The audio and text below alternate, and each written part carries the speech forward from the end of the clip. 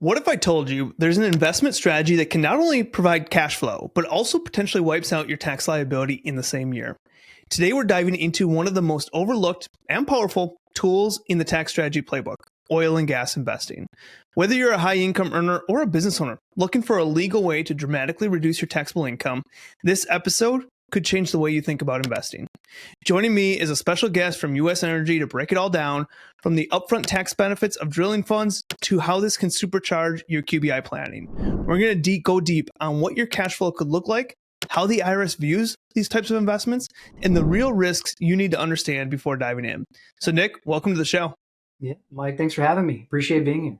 Yeah, super excited for this one. I had Nick on a private event for our TaxZone members about a month ago and just talked about some really good stuff, and it was super valuable. So I wanted to talk to Nick. I said, we need to get you on to our podcast to give at least a high-level overview of the strategy, just because I think there's so many people that either don't know about oil and gas investing or just don't quite understand it. And I think that, the way that you guys talk about it, the way that you guys explain it is super helpful. So, Nick, just to kind of get started, give us a little background about US Energy and kind of where your guys' focus is in the industry. Yeah, so I've had the pleasure of working with US Energy for the last 14 years. And, my experience, I've worked with thousands of advisors, clients, CPAs on educating them on the benefits of utilizing oil and gas investments from a tax planning and cash flow perspective. So US Energy, been around a long time. We're incorporated back in 1980. So well over 45 years experience in offering these type of investment vehicles to the community.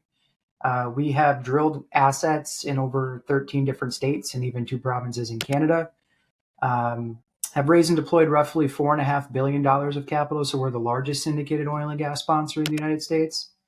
And typically what we do is we operate at least for the last 5 years specifically, in the Permian Basin in West Texas. So we're unique in that we're a vertically integrated oil and gas company. So I'm one of 3 directors of business development. The majority of our staff is engineers, geologists, geophysicists, more boots on the ground guys, headquartered in Fort Worth, Texas. But we're a little bit different than most, where we're not only a great operator, but we're also a great structural syndicator. And what that means is that we're great about constructing investment vehicles that can take advantage of the oil and gas tax code and create these unique cash flow opportunities for clients. So with traditional drilling funds, like we offer, all of that is in the West Texas Permian Basin region, right on the border of New Mexico and Texas. Oil and gas obviously may not be known by too many, but if you think about it from a macro perspective, right, the United States produces roughly 13.3 million barrels per day. 8.5 of that's coming from the Permian Basin alone. Right? So we have the luxury of being in the hottest shale play, working with major publicly traded oil and gas companies. These are household names that we're joint venture partnered with. You're talking about Exxon, Shell, Occidental. So we've been able to aggregate these partnerships and co-invest capital into the Permian Basin region, focus on drilling brand new oil and gas wells. Yeah, that's great. And so, I know you got many different types of products based on kind of the needs of the investor and where their situation is. But the one that I want to focus on, just because, we have a short time frame here, is specifically your drilling fund. So talk to us a little bit, because a lot of people listen to this are saying oil, gas. Okay, but what is the tax benefits of it? Why can it be not only an investment play, but also a tax play? Talk a little bit about the tax benefits specifically for your drilling fund. Yeah, so it's been a part of the tax code for a long, long time, longer than I've been alive, right? So it was incorporated back in 1914. Specific tax code is IRS code 263C, right? And so the government, obviously, there's a benefit of promoting domestic oil and gas drilling, right? We want to be reliant on our own energy needs. We don't want to be overly reliant on foreign nations for energy needs, right? So in order to kind of boost activity funding, this IRS code came into play. Again, IRS code 263C. And what that states is that an investor that invests into a direct energy partnership, right, is able to take a tax deduction based on that fund's share of intangible drilling costs. So you'll see the acronym IDCs if you do research, but it's intangible drilling costs. These are the costs of drilling a well that don't have any salvage value or depreciation schedule tied to it, right? So you're talking about the cost of hydraulically fracturing the well, the building of the roads, the paying of the wages.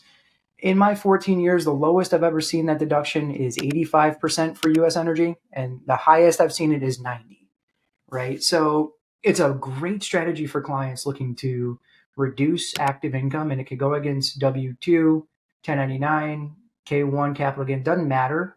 But let's just say on a $100,000 investment made for 2025, you're receiving a $90,000 ordinary income deduction, right? That can apply to both federal and state. So ultimately, it's doing what we all want to do, right? We want to keep more money of our hard-earned money in our pocket, have it work for us, as opposed to, sending more money over the wall to Uncle Sam. Yeah, that makes sense. So we have the IDCs, and so like you said, about 85 to 90% of your investment, you get that as a deduction in year one that can offset ordinary income, which I think is super something that's really important to put on. Is a lot of times we talk tax strategy and we say, well, you offset business income or it offsets passive income or different things. Very rarely do we find opportunities that can offset W-2 income, business income, can offset anything as far as an income level. And so that's super powerful with the IDCs. But there's also some additional benefits where you have tangible drilling costs. So not the intangible, the tangible drilling costs, and then the depletion allowance. Talk to us a little bit about how those two work from a tax play as well. Yeah, so immediately up front, like for this calendar year, the IDCs are going to come into play, right? That's where you're going to see that 85 to 90% deduction. Now, the other side of the tangible costs, right? Those are going to have a depreciation schedule tied to it, which will help shelter income as revenue is generated from the assets, right? So an investment made this year, you can invest either today or all the way up to December 31st, and that deduction is going to apply for 2025 income. Starting in the first quarter of 26 is when the cash flow phase starts. Right? We're typically drilling 150 to 200 wells in the partnership. It's very large, around 650 million. The cash flow begins in Q1, and then that's where you're going to see some of the other advantages of oil and gas, which you mentioned, depreciation and depletion, right? So if I generate, let's say, $10,000 of income from the fund next year, I'm not having to pay taxes on that full $10,000 of income earned, right? You get to take advantage of depreciation and also the depletion allowance, which will shelter a lot of that income, right? On my personal K1s, when I see it, I'm usually seeing around 20 to 25% of my income every single year sheltered from taxes. So I earn 10 grand, but I'm only having to pay taxes on $7,500. So it's that unicorn, right? It's that I get the big deduction and tax savings up front, but I'm also creating a long-term tax efficient income stream over the life of the fund. Yeah. One thing that I love about this is that when I talk to small business owners that do tax planning, or they first come to Tax Helm, never really have done tax planning before, but they think they've done tax planning. They say, well, yeah, I see my accountant, and they said, go buy a new truck or go buy a new piece of equipment at the end of the year. And why that creates a tax deduction. It's maybe a vehicle that you didn't need, but you just got it for that tax deduction, and essentially you just got a discount on that piece of property that you bought, but you didn't actually need it. And I think that is such a bad tax play because it's something that you don't need. You just spent money on, and all you got was a discount on it. Sure, you save taxes, and that's just a discount on that. But this, I like to compare it as a really good alternative that's so much better than just buying something you don't need, because not only are you getting maybe not 100%, you're getting 85 to 90%, which is a large amount in that year one. But now you have an asset that is going to continue to produce income and will produce income down the road and continue to grow. And so instead of having a depreciating vehicle, you're getting essentially the same thing out of it, but now it's an appreciating asset. And so let's run through the numbers just to understand. And obviously, this is all hypothetical and we can't guarantee results and things like that. But I think it's good to kind of run through numbers historically on what your funds have done. So let's just say we invest $100,000 into your drilling fund. What does the cash flow in return on that $100,000 look like, including kind of the tax savings from it as well? Yeah. So $100,000 investment this year is going to get you, let's say, a $90,000 ordinary income deduction.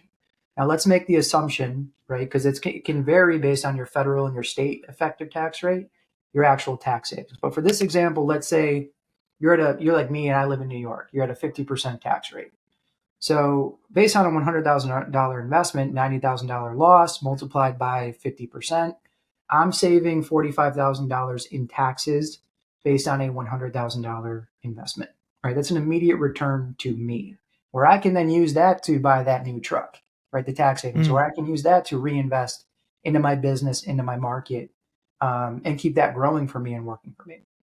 Now, when the cash flow phase begins, starting in the first quarter of 26, when we launch these investments, right, looking from a past performance and then also a future performance, we try to structure these so a 100% return of capital is achieved within about a 4 to a 5 year period, right? So on average, we're trying to target between 20 to 25% a year in cash flow during that 4 to 5 year period. Okay. Now, the nature of an oil and gas well is that it tends to deplete. That's part of the reason why you get a depletion allowance. So after year 5, your post flush production starts to come in, where you start to see cash flow taper off all the way until there's nothing left in the ground by right around year 10. Over that 10-year life, you're usually seeing, based on experience, a 1.5 to a 2 times return on your investment.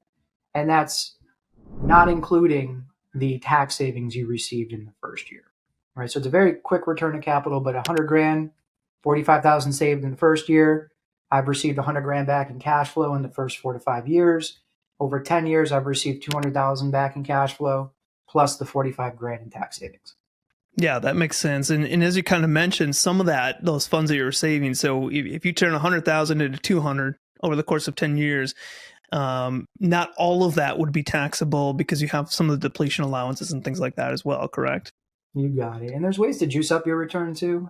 I try to encourage investors to do this because most clients will use the tax savings and go on a vacation, right? And you can do that. Don't get me wrong. I'm not telling you what to do with your money, but if you're looking to juice up your rate of return from this investment, take those tax savings, invest that back into the market and back into your business, right? That 45 grand you saved is actually going to grow over time in terms of value.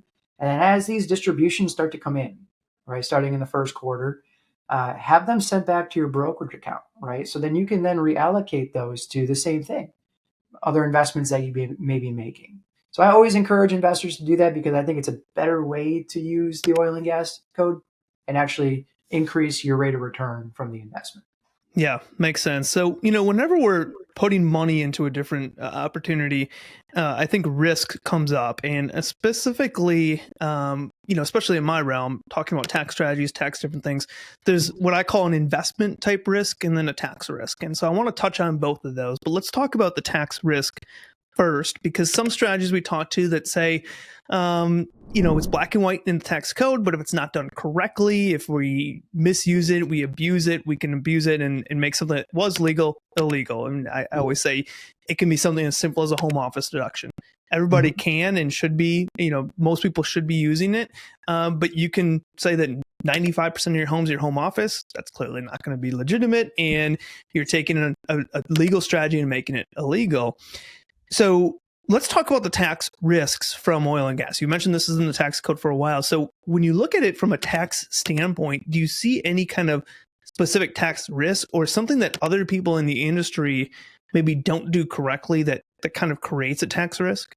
Yeah. So in terms of audit risk, I think that's always jumping to CPAs and clients' mind first and foremost, right? What is my risk of an additional audit? And for this type of investment, it's built into the tax code.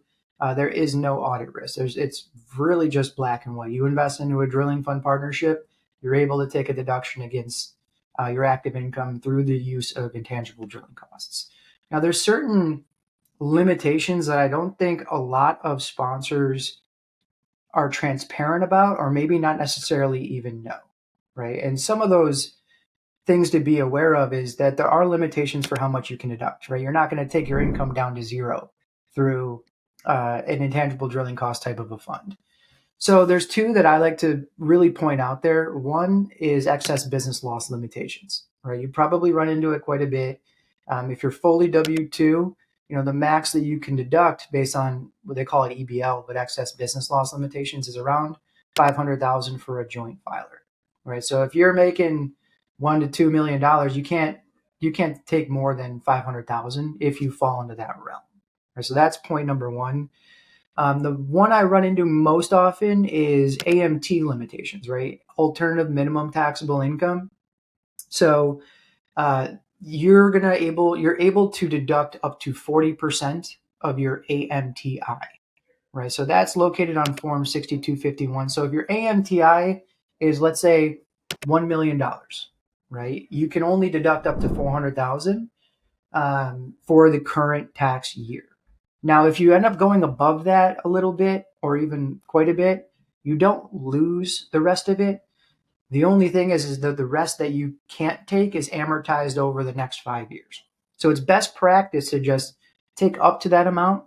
And then if you need to do it again next year, do another investment next year. Maximize the full amount that you can take in any given tax year.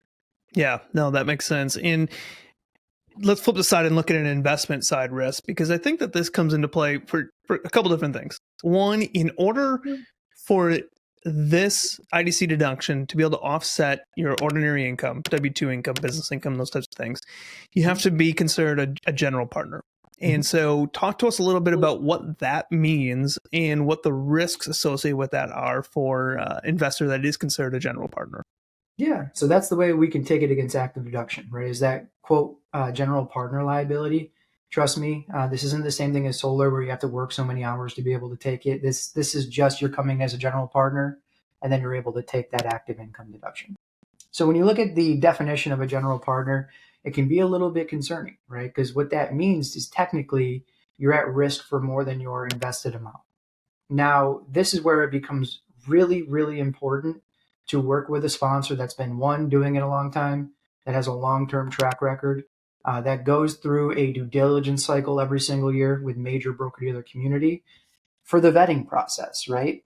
And so for U.S. Energy and the syndicated oil and gas space, meaning that they go through due diligence, there's never been a case law in U.S. history where a general partner was asked to contribute more than they invested, right? It happens on the private side quite a bit, but not on the syndicated side like with what we do.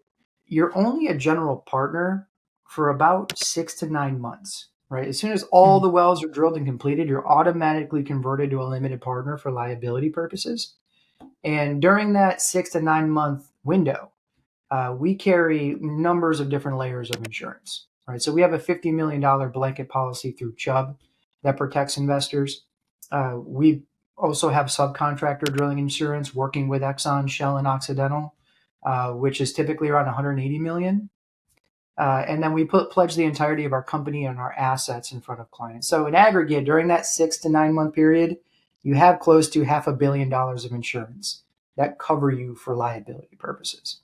So now again, that risk is there, but it's quote unquote theoretical if you work with the right sponsor that has the right protections in place. Yep, makes sense.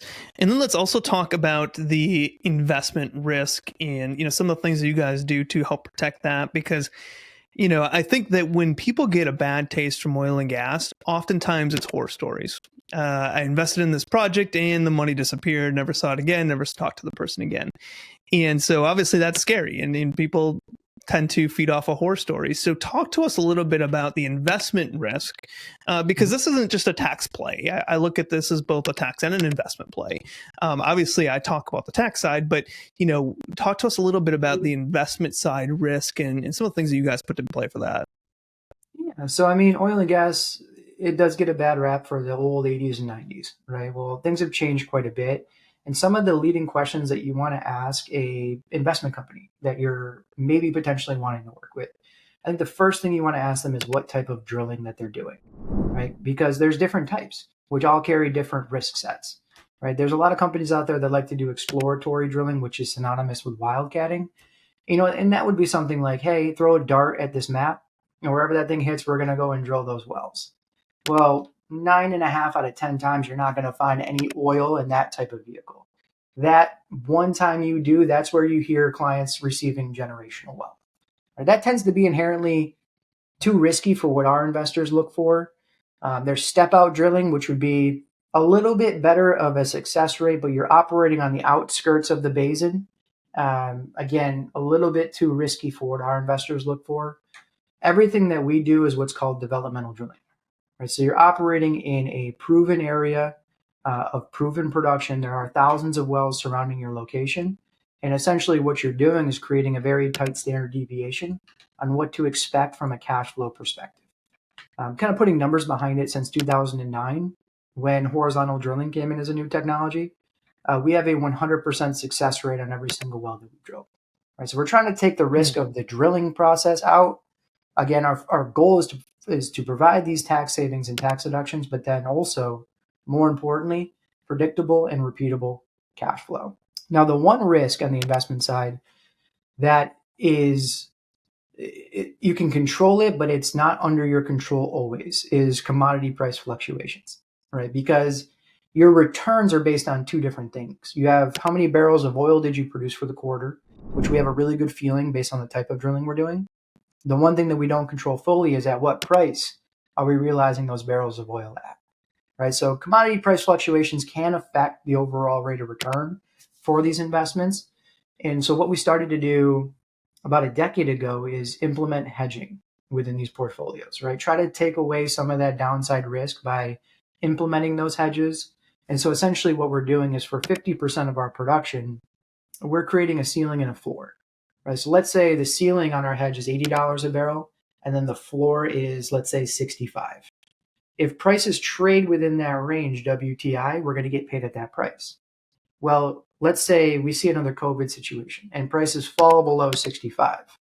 Well, we can enact our swap with the bank, and 50% of our production will still be paid at $65, right? So what you're doing is you're protecting against downside risk. And we found that that is the best way to do things, because if we do what we say we're going to do, provide clients with tax deductions, tax savings, and predictable, repeatable cash flow, then everyone is very happy. Yeah, no, that makes sense. And so with that being said, I want to talk about a strategy that I really like to use oil and gas with. And this is specific to business owners, but talk to us a little bit about how to use an oil and gas investment around planning for qualified business income or QBI. Yeah.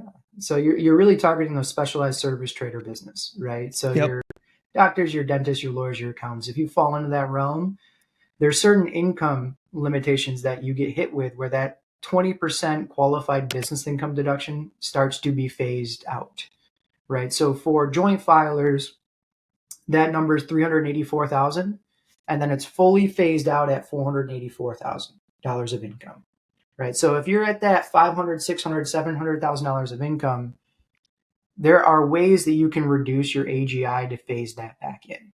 Right. On top of maximizing retirement accounts and other planning you're doing with Mike, oil and gas is a great way to utilize that. Right. So for example, if I'm a client making $600,000 a year, right, I'm phased out of being able to take that 20% deduction against business income.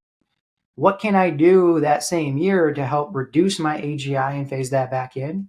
Well, I can make a $100,000 or $150,000 investment in oil and gas. Now my AGI is going from 650 down to around 450,000, right? You're reducing that AGI down. So on top of the federal and the state savings that you're receiving, you are now adding back in that qualified business income deduction. I dealt with an attorney last year on a $150,000 investment. He ended up saving around 75% in taxes just from that strategy alone. Yeah, I often talk about, when we talk about advanced strategies, which I would place oil and gas into, we talk about using leverage on different things.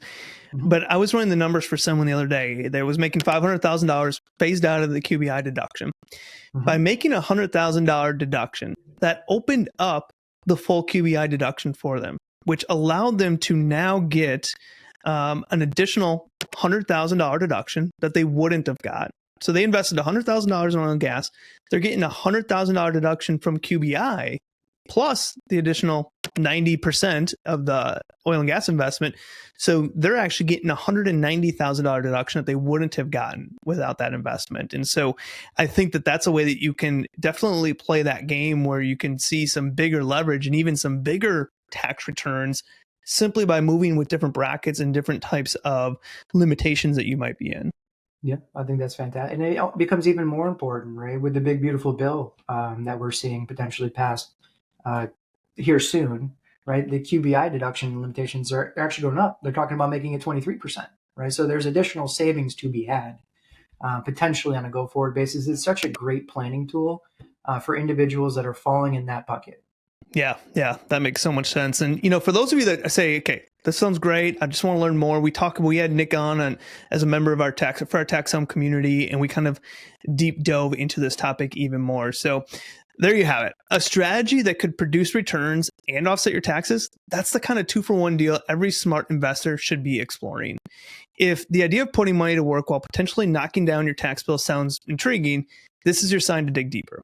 As always, talk to your own tax professional, but don't ignore this kind of opportunity if this fits your profile. Shoot us an email at ask@taxsavingspodcast.com, and we can introduce you to our partner to learn more about it. Hit that like button and subscribe if you want more tax saving strategies like this. And don't forget to share with a friend and leave a review, as it helps us keep doing what we're doing here.